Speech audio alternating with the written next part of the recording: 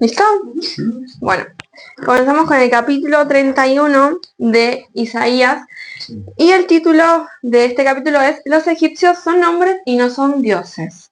Tiene algo que ver más o menos con lo que compartía nuestra compañera Romina acerca del confiar en Egipto y en las fuerzas y bueno, todo lo que Egipto puede ofrecer. Versículo 1 dice: hay de los que descienden a Egipto por ayuda y confían en caballos y su esperanza la ponen en carros, porque son muchos, y en jinetes porque son valientes. Y no miran al Santo de Israel ni buscan a Jehová. Acá podemos ver cómo confían en la cantidad y en la habilidad. Todo lo que un hombre puede tener u obtener por su propia fuerza, en vez de buscar al Señor. Pero versículo 2 dice: Él también es sabio y traerá el mal, y no reiterará sus palabras. Se levantará pues contra la casa de los malignos y contra el auxilio de los que hacen iniquidad. Los egipcios son hombres y no son Dios. Sus caballos son carne y no espíritu. De manera que al extender Jehová su mano, caerá el ayudador y caerá el ayudado, y todos ellos desfallecerán a una. Bueno, acá es como que Isaías tiene que aclarar que los egipcios no son dioses, o sea, cosas que son obvias, que los caballos no son espíritus, cosas obvias, pero es como, dense cuenta que, ¿cómo nos pueden ayudar ellos? Si Dios no los ayuda, ¿cómo los pueden ayudar?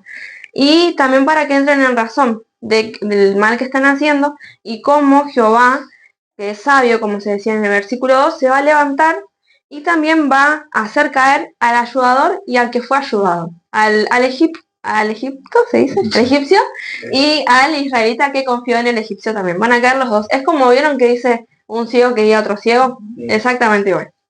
Seguimos con el versículo 4, que dice: porque Jehová me dijo a mí de esta manera: como el león y el cachorro de león ruge sobre la presa, y si se reúne cuadrilla de pastores contra él, no le espantarán sus voces, ni se acobardará por el tropel de ellos, así Jehová de los ejércitos descenderá a pelear sobre el monte de Sión y sobre su collado. ¿Qué quiere decir todas estas palabras tan poéticas? Quiere decir, así como el león cuando va a atacar a la oveja no se asusta porque los pastores le griten no lo hagas, no lo hagas, el león no se asusta, va y lo hace. De esa misma manera el Señor va a ir a atacar a sus enemigos sin que le importe quién se queje y quién no. Versículo 5. Como las aves que vuelan, así amparará Jehová de los ejércitos a Jerusalén, amparando, librando, preservando y salvando.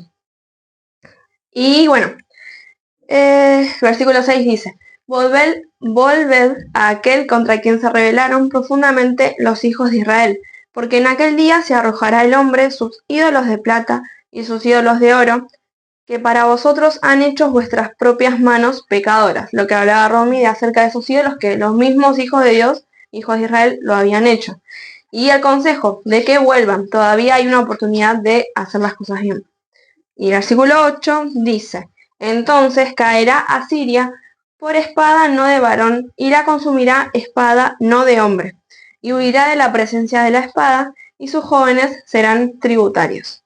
Y de miedo pasará su fortaleza, y sus príncipes con pavor dejarán sus banderas, dice Jehová, cuyo fuego está en Sión, y su horno en Israel. Vieron que acá el versículo 8 dice, y si alguien puede buscar, Segunda de Reyes 19:35, vieron que dice, los consumirá espada y no de hombre. Esto pasó literalmente, que ahora lo vamos a escuchar, que los asirios fueron derrotados por una espada que no fue una espada del hombre. ¿Mate? Perdón. Y aconteció que aquella misma noche salió el ángel de Jehová y mató en el campamento de los asirios a 185.000, y cuando se levantaron por la mañana, he aquí que todo era cuerpo de muertos. Y bueno, todo esto también para mostrarle a los hijos de Israel que en quien tanto confiaban no los pudo ayudar, y sus propias fuerzas y sus propios carros de batalla, nada pudo salvarlos, sino que el brazo de Dios hizo que en una noche se exterminaran todos sus enemigos, y también se cumple exactamente lo que el profeta Isaías estaba diciendo en este momento. Bueno, ahora terminamos este capítulo y pasamos al capítulo 32, que habla acerca del rey justo.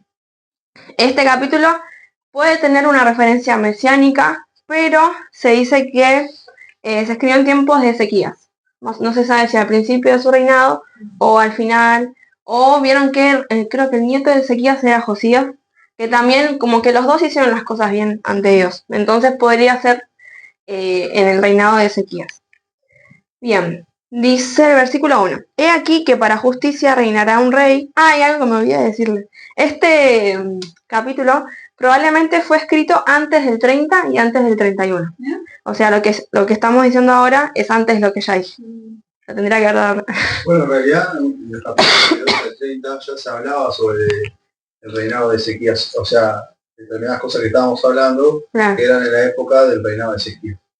Bien, como datito de color también para entender de que ahora el Señor no iba a hacer juicio sobre Asiria todavía, como lo estaba hablando anteriormente. Bueno, estamos hablando entonces del versículo 1, que dice aquí que para justicia reinará un rey y príncipes presidirán en juicio. Y será aquel varón como escondedero contra el viento y como refugio contra el turbión, como arroyos de agua en tierra de sequedad, como sombra de gran peñasco en tierra calurosa.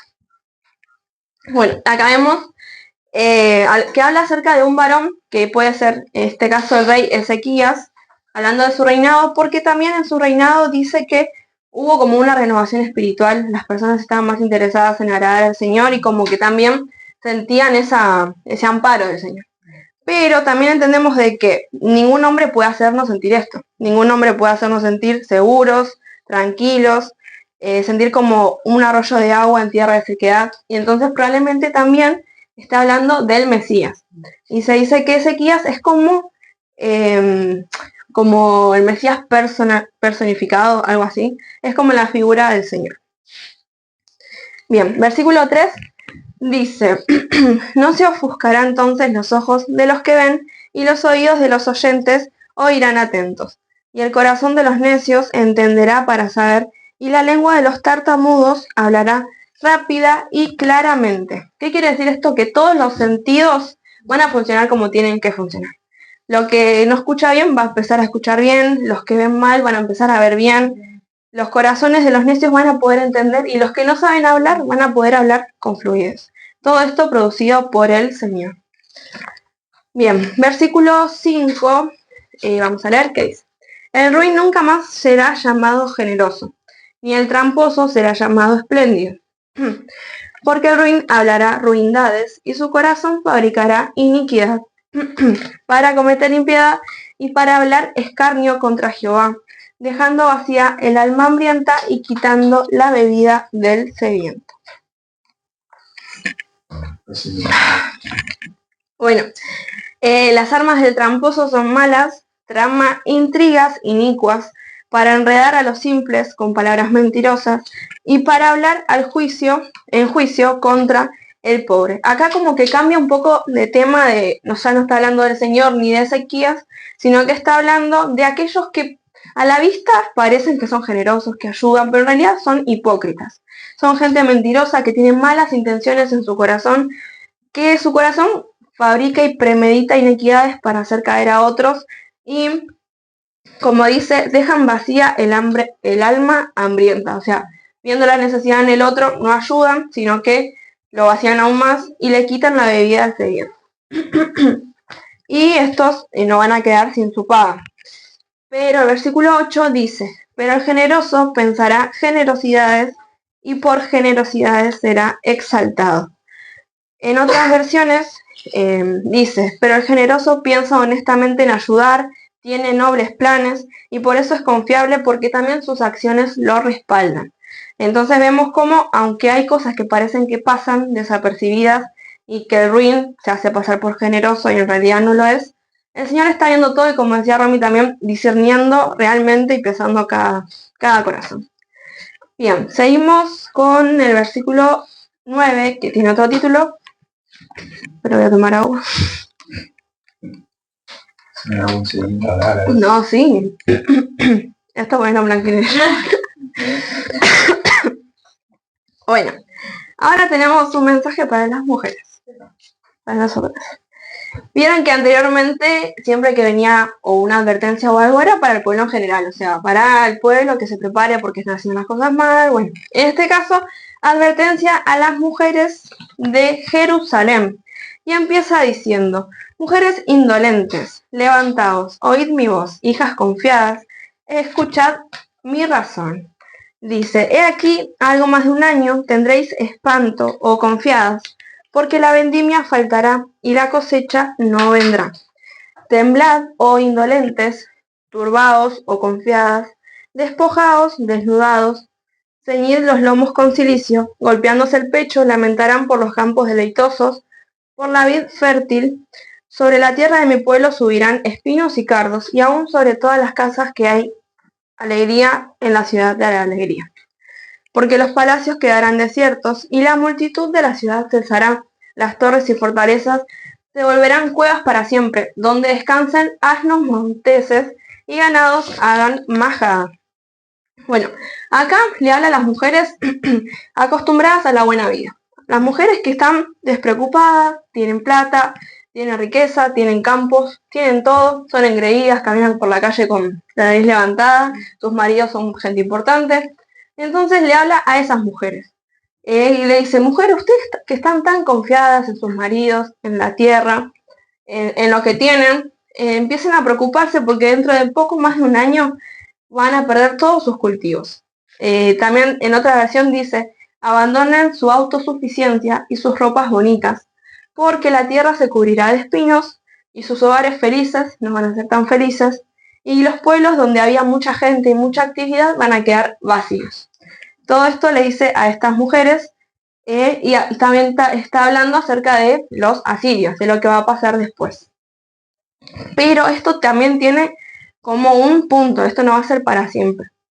Esto es hasta, como dice el versículo 15, que sobre nosotros sea derramado el espíritu de lo alto, y el desierto se convertirá en campo fértil, y el campo fértil sea estimado por bosques, y habitará el juicio en el desierto, y en el campo fértil morará la justicia, y el efecto de la justicia será paz, y la labor de la justicia reposo y seguridad para siempre. Todo esto iba a ocurrir hasta que el Señor haga venir su espíritu, ese espíritu el único que puede transformar y hacer de todo el desastre que iba a quedar algo nuevo.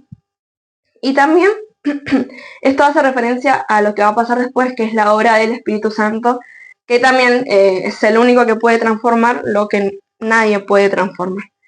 Y el versículo, como leíamos recién, el desierto va a ser habitado, la justicia va a traer paz y reposo y seguridad para siempre. Todo esto eran consecuencias de la obra de ese espíritu que iba a venir. Versículo 19 dice: y cuando caiga granizo, caerá en los montes y la ciudad será del todo abatida. Acá habla acerca de los enemigos. Va a haber ese contraste. A ellos va a venir ese espíritu que después de un tiempo de haber sufrido por sus propias decisiones, va a venir ese espíritu que les va a hacer tener paz, tranquilidad y les va a dar ese reposo. Pero a sus enemigos, a los orgullosos, a los que no se doblegan ante el Señor, van a sufrir. Y como dice, cuando habla de granizo, casi siempre se trata como de un juicio fuerte sobre los enemigos del Señor. Y el último versículo de este capítulo dice: dichosos vosotros los que sembráis dichosos vosotros los que sembráis junto a todas las aguas y dejáis libres al buey y al asno. Cuando dice junto a las aguas se refiere a un lugar fértil, a un lugar donde es como que te garantiza que ahí vas a poder cosechar. Y cuando dice dejar libre al buey y al asno, se trata de prosperidad. O sea, es como que no te importa que se pierdan, no, los dejas libres. No te importa si ponerle a alguien te los roba, porque tenés muchos, entonces este versículo quiere decir: dichosos los que viven bajo el gobierno justo de Dios, porque tendrán abundancia y paz. Y así termina el capítulo 32.